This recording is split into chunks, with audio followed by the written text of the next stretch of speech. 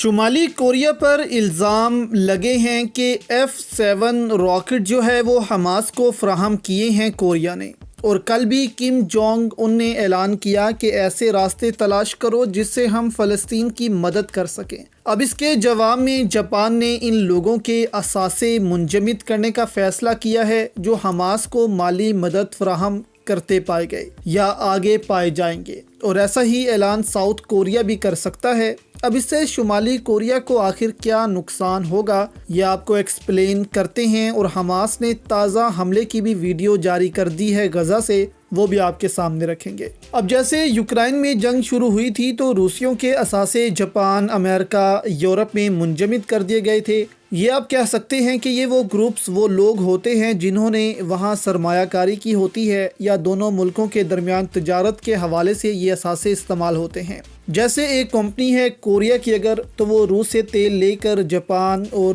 South Korea کو فراہم کرتی ہے تو اس پر پابندی لگا کر اس کے ایسٹس بند کیے جا سکتے ہیں جاپان میں، وہ اپنا پیسہ نہیں نکال سکے گی۔ تو اس کو آپ کہہ سکتے ہیں کہ جنگ کا پہلا قدم جو ہے وہ جاپان نے اٹھا لیا ہے۔ اب شمالی کوریا کو پیغام دیا گیا ہے یہاں پر کہ اگر ایسا کچھ کرتا ہے شمالی کوریا تو پھر اس کو اور پابندیوں کا سامنا بھی کرنا پڑے گا۔ تو جیسے ہم نے پہلے آپ کو کہا کہ امریکہ اب چاہتا ہے کہ شمالی کوریا کو دبایا جائے تاکہ یہ ملک حماس کی مدد نہ کر سکے، کیونکہ بنا کسی ملک کی مدد کے اس وقت حماس غزہ میں اسرائیلی فوجیوں کا قبرستان بنا چکا ہے۔ جو بھی آگے بڑھتا ہے اس کو مار دیا جاتا ہے، اور کہاں سے حملے ہوتے ہیں اسرائیلی فوجیوں کو معلوم ہی نہیں پڑتا۔ اس سے پہلے ایک سابق فوجی افسر تھے اسرائیل کے، وہ بھی کہہ چکے ہیں کہ 2014 میں ہم نے غزہ میں ایک آپریشن کیا تھا،